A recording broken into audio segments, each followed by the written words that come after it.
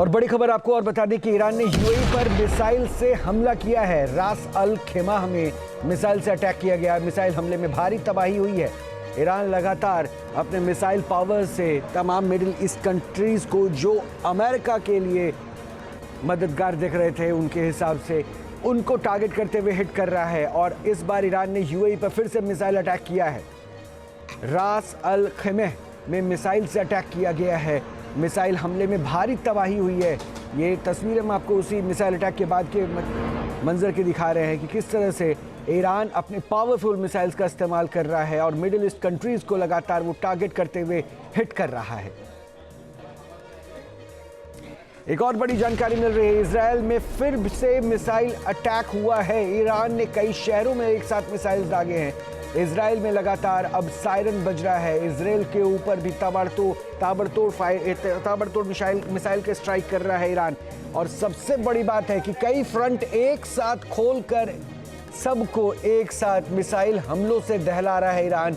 और शायद यही वजह है कि ईरान बार बार ये कह रहा था, अमेरिका जैसे सुपर पावर कंट्री को ये बार बार धमकी दे रहा था कि अगर हमें छेड़ा तो फिर हम छोड़ेंगे नहीं। और वही स्थिति यहाँ पर नजर भी आ रही है। तेल अवीव से हमारे संवाददाता मधुरेंद्र कुमार की एक रिपोर्ट दिखाते हैं।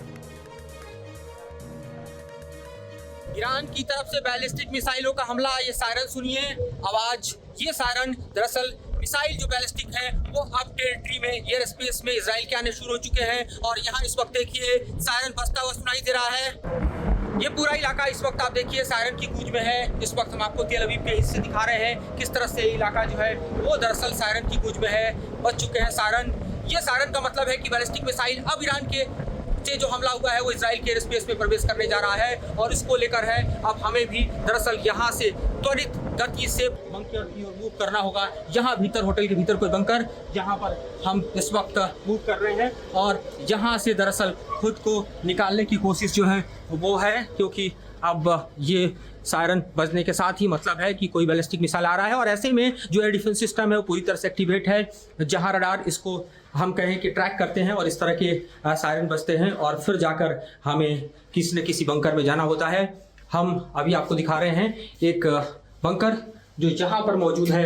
और इस बंकर में इस वक्त हम भीतर आ रहे हैं और ऑलरेडी देखिए कि इस बंकर में लोग मौजूद हैं। जहाँ कहीं भी बंकर मिल जाए उससे बंद करना ही दरअसल ऑप्शन है, क्योंकि इस बैलिस्टिक मिसाइल हमले से बचने का सिर्फ और सिर्फ विकल्प ही है कि खुद को एक बंकर की तरफ ले जाया जाए जब तक खतरा टल नहीं जाता। और बड़ी जानकारी आपको और दे दें कि ईरान के हमले के बीच में साइप्रस में सायरन की आवाज़ सुनाई दे रही है। साइप्रस में ब्रिटिश बेस के से फाइटर जेट ने उड़ान भरी है और ईरान के हमले के बीच में साइप्रस से ये सायरन की आवाज़ भी सुनने में आ रही है, जिसमें एक बार फिर से अंदेशा जताया जा रहा है कि यहाँ पर भी ईरान टारगेट कर रहा है, क्योंकि ब्रिटिश आर्मी भी इस लड़ाई में उतर चुकी है और अपनी सेना की तरफ से वो भी ईरान पर अटैक कर रही है।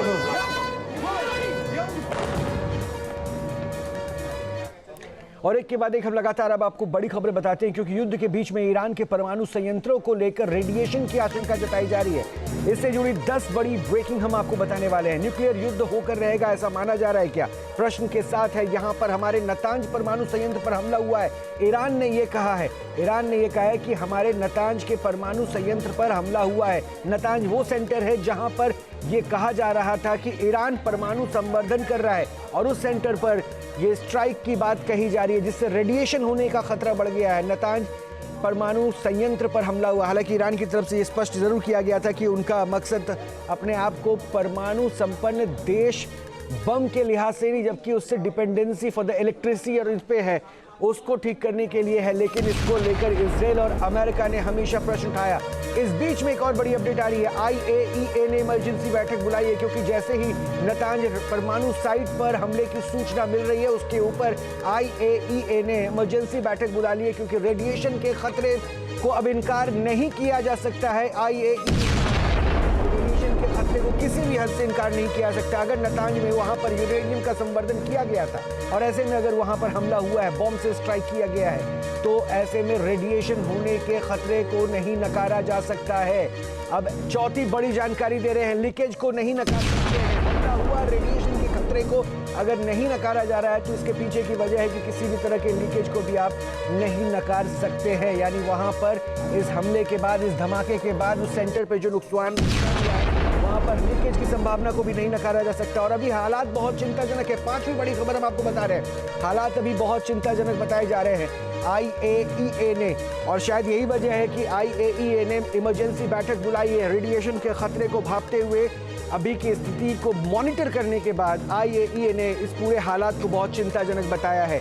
बड़े शहरों को खाली कराना पड़ सकता है, ये भी कहा गया है IAEA की तरफ से, क्योंकि जो आम आबादी है वो यहाँ पर कहीं ना कहीं सीधे इसके जद में आ सकती है, जिससे उनकी जिंदगी को खतरा पड़ सकता है और बड़े शहरों को खाली कराना पड़ सकता है क्योंकि रेडिएशन का खतरा बहुत ज़्यादा हो सकता है।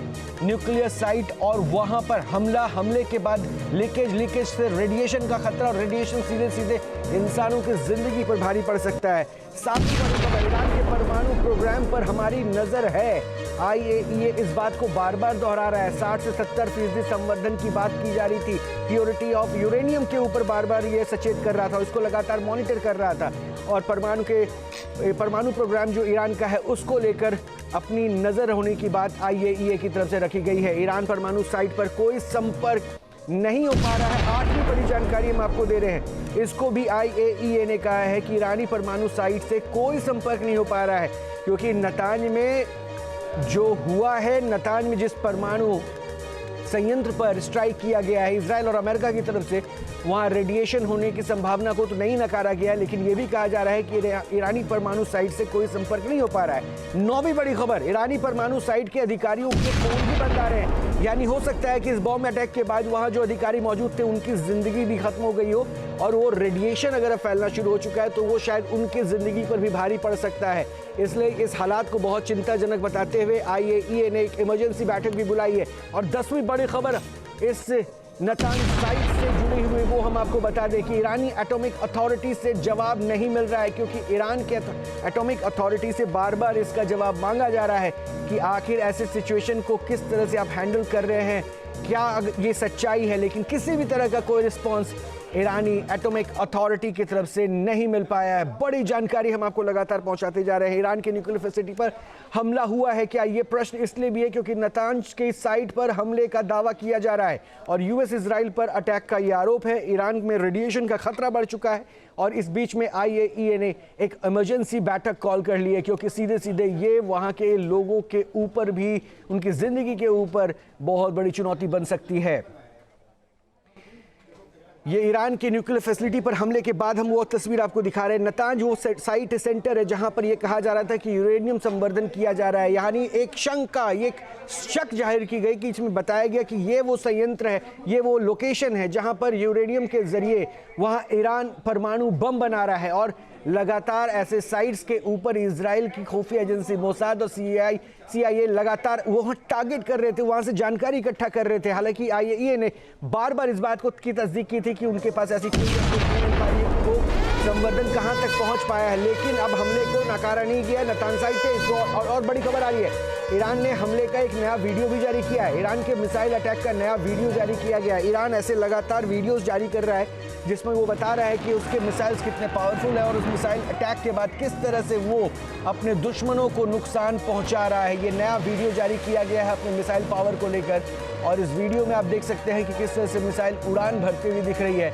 और ये बताया गया है कि इस मिसाइल अपने टारगेट पर हिट करने के बाद किस कदर तबाही मचा रही है। और ऐसे कई तस्वीरें मिडिल ईस्ट की कंट्रीज से, इनफैक्ट इजराइल से भी देखने को मिल रहा है, जहां पे इजरायली मिसाइल्स के द्वारा तबाही मचाई गई है। इजराइल अपने मिसाइल्स पर एक वीडियो, ईरान अपनी मिसाइल्स का एक वीडियो जारी करके ये बता रहा है कि उसके पास हैवी स्ट्राइक मिसाइल्स मौजूद है जो सीधे बड़ी तबाही, बड़ा नुकसान पहुंचाने का मादा रखते हैं, और उसी का दमखम दिख रहा है।